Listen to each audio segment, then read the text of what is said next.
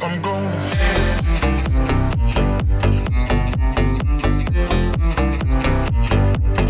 I'm gonna dance.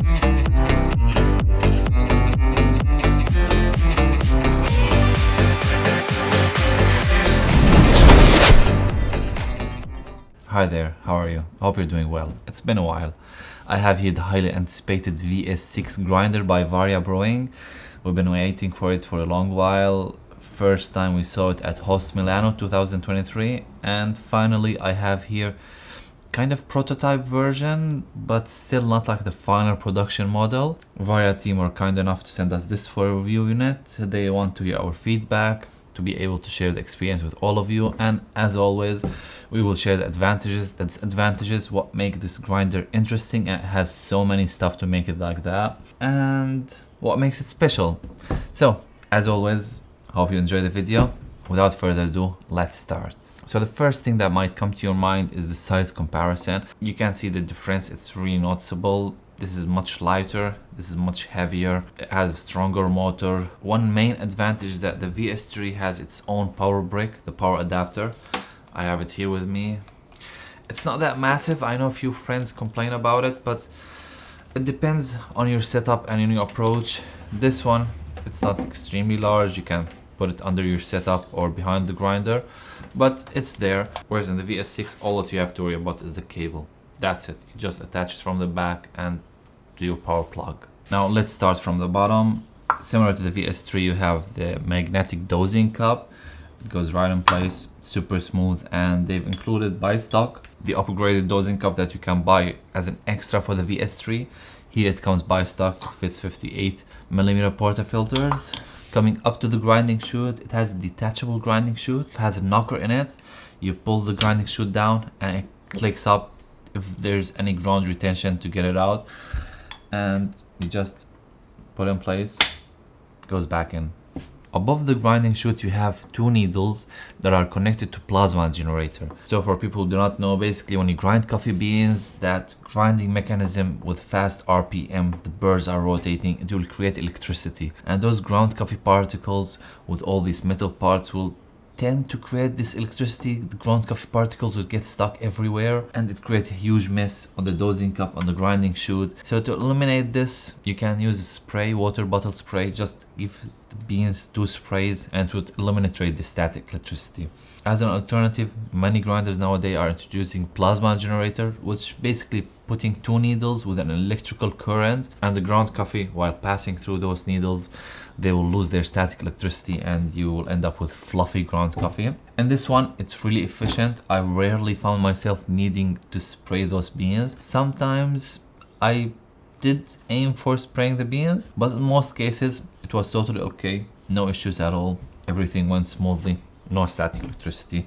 So it's a huge plus and welcomed in the VS6. Now before heading towards the grinding chamber and what makes this grinder really interesting, we need to speak about the RPM. So the grinder has 300 watt motor, reliable motor and strong motor. We made sure to go extremely slow, low RPM. I tried very light roasted coffee beans, went to powder coffee like the Ibrik brewing method, the Turkish ground coffee beans, and went into, let's say, like 500 grams continuous non-stop. The grinder slightly warmed up, but no delays, no lag whatsoever.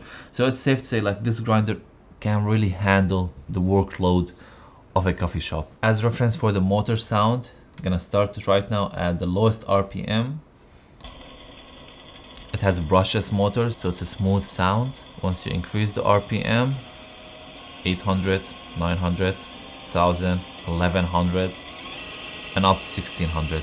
So basically the grinder goes from 500 to 1600. This is 500. This is 1600. I found myself enjoying espresso generally between 800 to 1000, and filter coffee between 1400 and up to 1600.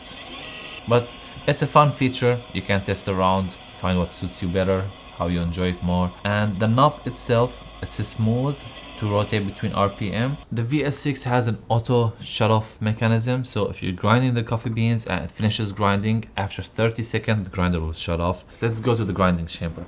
So similar to the VS3, you just keep going coarser on the hopper, which is the same as like the hopper slash grind adjustment mechanism. You keep going coarser and you lift up the hopper. The hopper comes with a lid, and underneath the lid you have kind of a funnel that guides the beans through the hopper itself, and it attaches to the hopper with a silicone gasket. Then you have kind of an anti-popcorn, and beans goes in right to the grinding chamber. As soon as you open the hopper, you have the large bearing here. You take it out with your hands. This is kind of the dial. It's also magnetically attached to the grinder. A cool touch that was added to the VS6 is that in order to remove the upper burr, instead of having to put your fingernails here or find some difficulties in lifting it, you just hold the hopper, attach it to the burr, and will magnetically lift it up for you. It won't lift the upper burr up if there's a bearing in there, but when you take the bearing out, it will magnetically catch that upper burr.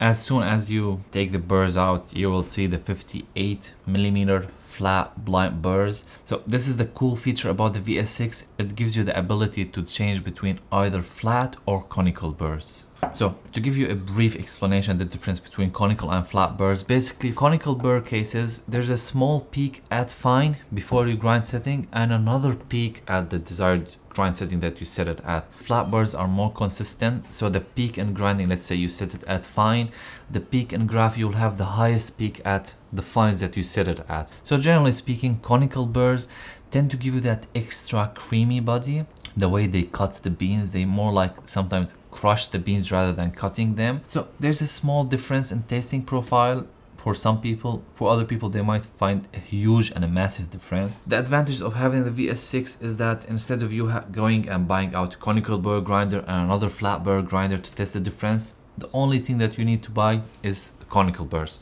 So as stock, the VS6 comes with a flat burrs, the stainless steel version. They are blind burrs, super easy to swap. This is the upper burr. It's made from one chunk of stainless steel. You just set it in place and you're good to go. For the bottom burr, you unscrew the locking nut, you take it entirely out, and that's it. We dove into the details of each burr of their VS3 burrs in our review. You can check it here if you wish. So in order to be fair in testing the burrs, there are a few steps that I need to take. The first thing, the one that's important to us, is the taste wise. How does it taste in both espresso and filter? We went ahead, tried to season each burr with 1 or 2 kilograms of coffee beans, ground like 10-20 espresso shots, another 10-20 filter brews. So we've been really busy testing these burrs. The second step is that we utilize some kind of a data reference, because you know, taste wise might be a bit subjective, and it's better to provide data alongside the taste wise. And in order for us to do that, we utilized cool tools. The first tool is from our friends at Difluid. It's a refractometer. Basically, it's a device that measures the reflection in the liquid that you put inside this well. So we have 2 pieces to eliminate any variations. Let's say for espresso, you take the espresso shots, put it on a spoon, cool it down a bit, put it in this well, and measure the TDS. So this was the first method to collect data from all burrs in espresso and filter. We personally aim to test the refractometer in espresso in general. And another cool feature is the Difluid Omni device. So it's a device that measures the roasting profile of the coffee beans. For instance, if you are using light roast, medium roast, or dark roasts, and we tend to utilize 2 methods to know if it's a light roast or dark roast. Basically, dark roasted coffee beans are very fragile. They are oily. You can almost break them with your fingers if you wish. Light roasted coffee beans, they are denser. They are, let's say, less cooked. And in order to check for the density on how dense they are, you can easily take a few coffee beans or 1 coffee bean, throw it, try to crush it with your teeth, and check for the density of it. So without going too much technical, the Omni by Difluid will allow you to analyze the ground coffee particles and the consistency of them. Basically, how many particles that are bold and how many particles that are fine. How does it work? You have here a portal. It comes with extremely tiny spoon, and you take a few ground coffee particles, you place them in the middle, and then you hold the Omni you adjust it on top, and you push the bottom. The platform itself, it will start vibrating, and with those vibrations, it will spread the ground coffee particles on all this platform, and the Omni will do the rest. It will show you some readings and will read the ground consistency. It's a bit tricky to use in espresso because in espresso, you are at a very fine range, and those powdery particles, they tend to stick to each other no matter how much the vibrations are strong. And in that case, it will kind of affect the data. It will let the Omni think that they are bolder particles instead of extremely fine. The best way to utilize this tool is to go for filter grind setting, place a few ground coffee particles, and test it. That was a lengthy explanation. Without further ado, let's start with the first burr, the conical burrs. So with the conical burrs, they have similar geometry to their VS3 grinder, and I've never seen this geometry being at this size, 63mm, and I would say it gave the usual conical burrs tasting profile, but at the same time it has its own touch. So on espresso, most espresso shots were creamy, caramelly, nutty, because conical burrs tend to give you the way like they cut and crush the beans, they tend to give you this tasting profile. But at the same time, what's unique about this conical burr is even when using well-developed beans, where conical burrs tend to shine at, with those well-developed roasting profiles, while tasting the nutty, the creamy, the dark chocolatey tasting notes, you get a punch of acidity. It was a bit strange, but at the same time unique to this burr and enjoyable. More testing to come from this burr, but I would say it will give you that casual conical burr tasting profile and at the same time allow a bit of punch of acidity, if I'm gonna describe it that way. In filter coffee, it was a bit harsh. We don't tend to like large conical burrs in filter coffee, and even from the look at the geometry, you cannot expect it to be focused into filter coffee. But if you like strong body, nice sweetness, you will be able to use that. But definitely for filter coffee, I would tend towards flat burrs. For people who prefer conical burrs, it's a definitely good consideration. But yeah, that's the conical burr. Coming to the stock flat burrs, they are super versatile, and I would say that's why it's reasonable they went for them to be a stock burrs. Like, they taste very good in filter coffee, very good in espresso. Nothing mind-blowing, nothing super special. You get decent tasting notes in filter coffee, a bit of fines in the filter, but it's still super easy to achieve. 2.5 minutes brewing time. Filter coffee was sweet, enjoyable. There's a acidity was present, tasting note separation, not super crisp, but it's decent. Coming after that, we have 3 burrs with 3 different geometries: purple, black, and gold. Not sure the naming they are planning to go with, but one quick note from Varia, they are still fine-tuning these burrs. I would say probably they are like pre-final production geometry and design, but they are still fine-tuning them. So eventually the final product will be very similar to this, or a small tweak on the geometry itself. The gold one has a geometry that's very similar to SSP multi-purpose version burrs. Those were our favorite burrs due to the fact that they have the highest consistency in both espresso and filter. Filter coffee was extremely crisp, clean, juicy. You are able to taste those tasting notes. Like, we got some special Yemeni coffee. It has red fruits, some floral note, sweetness. You can separate between them. Even another coffee had some strawberry tasting notes, some citrusy at the same time. The acidity is not harsh, it's enjoyable. So I would say if you are into filter coffee, those are the definite burrs to go with. They are extremely consistent in filter coffee, very enjoyable. And espresso, at the same time, they were clean, tasty, easy to drink, similar to multi-purpose burrs. And if I had to put them aside with multi-purpose burrs, they are probably very similar. Wouldn't say they are identical, but they are really similar to the SSP multi-purpose burrs. You get that separation in tasting notes with light roasts. The acidity is not harsh, enjoyable, and I tend to have an expression with multi-purpose burrs. They make espresso shots easy to drink. Like, usually when you have an espresso shot, you aim to drink it. Just, you sit there, you feel that you are drinking a dense liquid. With multi-purpose burrs, because they are extremely consistent and clean, this multi-purpose geometry, let's say, you feel that your espresso shots, one sip, two sip, the third it's finished. That was fast. That's how clean and enjoyable it is. So coming to the purple and the black, if you place both the purple and the black and the silver next to each other, you notice that the cutting edges are a bit similar, but each cutting phase, how many cutting lines it has. So the purple one, it has 3, the black one, it has 6, and the silver stock one, it has 10. So if I had to put, let's say, the consistency and clarity in the cup, I would say the highest consistency is the gold, coming back to the purple, then the black, then the stock stainless steel one. The purple Burr felt like they are kind of the sweet spot between having this amount of fines, this amount of consistency for both filter and espresso. In espresso shots, you're able to go very fine, almost fine as Turkish coffee, and you're able to choke your espresso machine. Regardless of how much you are doing pressure profile in an espresso machine, you can go extremely fine with those burrs, no issue. Tasting notes were very enjoyable, crisp, clear, separation is there, it's present. It felt like it has that small extra body over the golden one, and although I'm obsessed with crisp, clean espresso shots, I really did enjoy my time with those burrs. Like, I did not feel the need, oh, I want it even cleaner, even crisper. I really did enjoy those burrs in espresso, regardless of the roast. In dark roasted coffee beans, both the golden and this one, it was too clean, too harsh, because when you have a dark roast, you want to use that extra body, the creamy texture, the one that you'll get from Conical burrs or from the stock burrs. You want that dark chocolatey tasting notes to be mixed with the body, the thick body.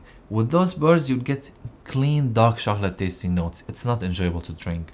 So I would say those are very versatile for espresso regardless of the roast, unless you like that extremely dark oily roasts. For filter coffee, brilliant. Nothing to complain about. Again, similar to the golden burrs, crisp, clean, juicy filter cups, easily achieving 2.5 minutes extraction time. Coming to the black burr, now this is the tricky part. While they look different than each other, many times I felt them extremely similar, so it was very tough to find the difference in the cup in both filter and espresso. It was easier to detect the difference in espresso.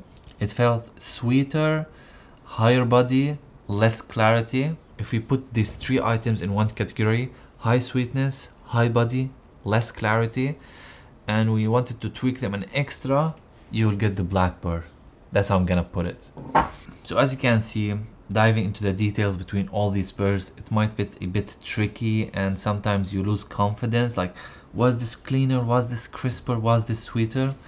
Here it comes the benefit of having a data, collecting some data. So to start with the refractometers, we made sure to measure around 10 espresso shots for each burr, trying to achieve the same extracting time with the ratio, 1:2 ratio. The extraction times ranging between 25 seconds, 30 seconds, and even 40 seconds to check what is the highest peak that we are able to extract to get the TDS from those burrs. So as we expected with our tasting notes in espresso, the golden burr gave the highest TDS, and it confirms what we are able to taste. Tasting notes were very pleasant, followed by the purple burr, and just a small edge difference with the black burr. Even there was one extraction with the black burr that we were able to achieve 11 TDS.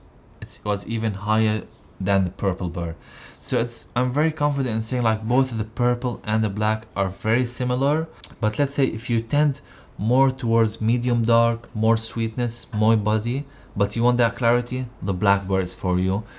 If you tend towards clarity, crispness, but you don't mind a pinch of body, let's say in your espresso cup, so the purple one for you. Extreme clarity, crispness, go for the golden one. The stock as is, they're very versatile. I understand why they chose them, and if you are a person who like want a sweet spot, you don't mind like pushing for that clarity or even trying light roasts, you'll be very happy with the stock one, and you might even be happier trying the Conical burr. Coming to the particle analysis, it's not as accurate for sure. Like you cannot expect it to be similar to a 100K laser analysis machine, but at the same time it's a good guiding point, and it kind of confirmed also the data, especially with the Conical burr and the golden burr. When you put them side by side, you see that peak of the golden burr, how it moved, how the peak of the conical burr was wider. But when you compare similar burrs next to each other, I wouldn't say like relays that much on the data from the Omni, but the general idea, it was very fun and to play around to test. The hopper and its adjusting mechanism, it's very accurate. With one of the burrs, we set the grinder at around number 3 and we went 5 espresso shots. The difference in espresso extraction only changed half a second or a second. So it's very reliable, very consistent, always will be there, and it's super smooth to rotate and move around. So a difference in extraction time, you will be able to get between 2 seconds, 2.5 seconds with a small notch, sometimes 1 second.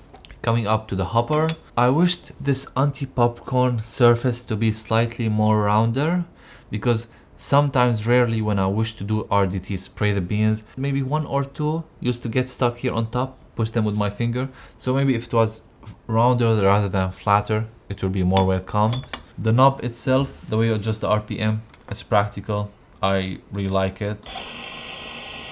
With conical burr, 500 RPM might be too fast. Maybe if they were able to find a way, like honestly with flat burrs, you would never want to go under 400 RPM. It's just not reasonable, and I think it tends to be more crushing rather than cutting under 400 RPM. But with conical burrs, you don't want that high RPM. And a matter of fact, if you put at 1600 RPM with the conical burrs, it will not be grinding any coffee beans, because coffee will be jumping everywhere and not a lot of grinding mechanism will be happening. So I always tend to use the conical burrs with the 500 RPM.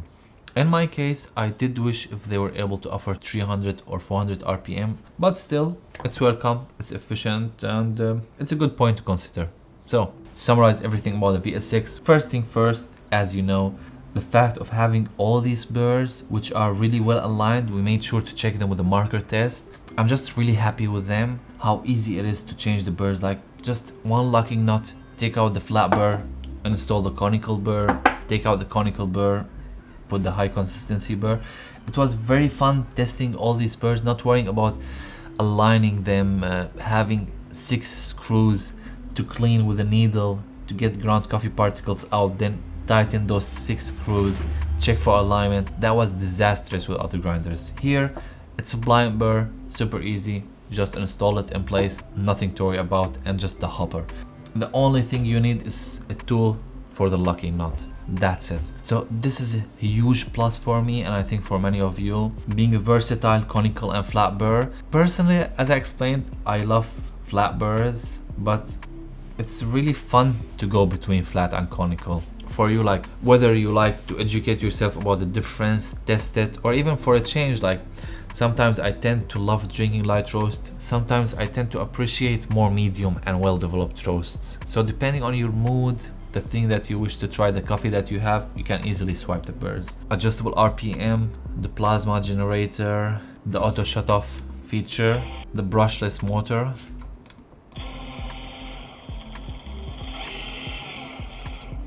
Thanks to the Varia team for sending this review unit for us to share with you.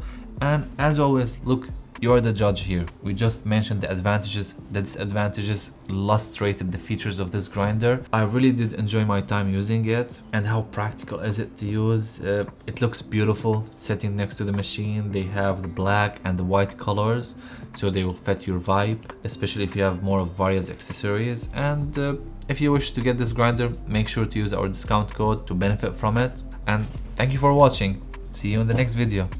Bye. With so many thoughtful ideas about it, without going too much technical, without going too much technical. I'm gonna dance by myself like nobody's watching. Don't really care if my rhythm's off, 'cause I'm gonna dance like nobody's watching me. I'm gonna dance by myself like nobody's watching. Don't really care if my rhythm's off, 'cause